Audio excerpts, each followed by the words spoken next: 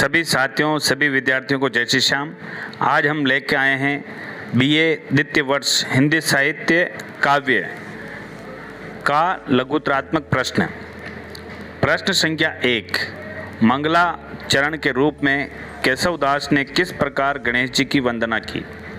इस क्वेश्चन का आंसर है, कवि केशवदास जी कह रहे हैं कि जिस प्रकार हाथी का बच्चा कमल नाल को सहज ही तोड़ देता है, उसी प्रकार गणेश जी भी दुर्विहार समझे जाने वाले बड़े बड़े दुखों को बिना किसी विलंब के निवारण कर देते हैं।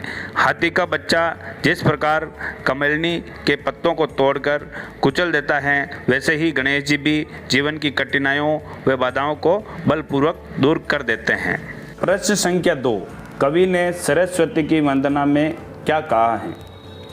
इस क्वेश्चन का राइट आंसर है, कवि कहता है कि देवी सरस्वती संसार की पूज्या है, उसकी महिमा का वर्णन करना सहज नहीं है।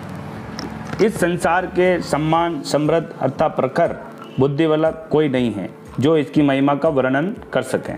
साधारण व्यक्ति की तो बात ही छोड़ दीजिए, देवता, ख्याति प्राप्त सिद्धगण, महर्षि और बड़े बूढ़े तपस्वी भी इसका गुणगान करते करते हुए थक हार गए हैं।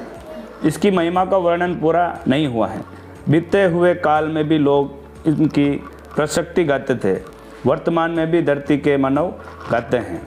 प्रश्न संख्या 3, केशवदास ने अनादि अनंत परमात्मा किसे बताया है? इस क्वेश्चन का आंसर है, केशवदास ने अनादि अनंत परमात्मा श्री राम को बताया है। श्री राम की महिमा अवर्णीय है, उनकी कृपा सब तरह की संपदा प्रदान करने वाली है। यह बतलाते हुए कवि केशवदास जी कहते हैं, सभी पुराण तथा आप्त पुरुष श्री राम को पूर्ण ब्रह्मा बतलाते हैं और इसके अतिरिक्त वे कुछ नहीं कहते हैं। श्री राम के जिस स्वरूप को सारंत योग, वेदांत आदि दर्शन शास्त्र भी स्पष्ट नहीं कर पाए, वेद भी उनके संबंध में वास्तविक तथ्य स्पष्ट नहीं कर पाए हैं। प्रश्न संख्या 4, केशव का आचार्यत्व निर्यात रूप से प्रमाणित है, इस कथन की समीक्षा कीजिए। इस क्वेश्चन का आंसर है, रीतिकाल के प्रमुख सज्जनधर्मी कवियों ने आचार्य केशव का अपना अलग स्थान है।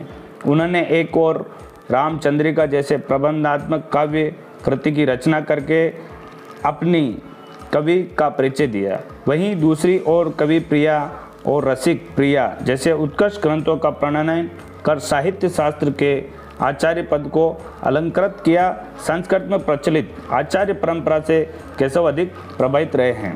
प्रश्न संख्या 5, संस्कृत साहित्य में कितने तरह के सज्जनधर्मी साहित्यकार परंपरागत रूप से में रहे हैं?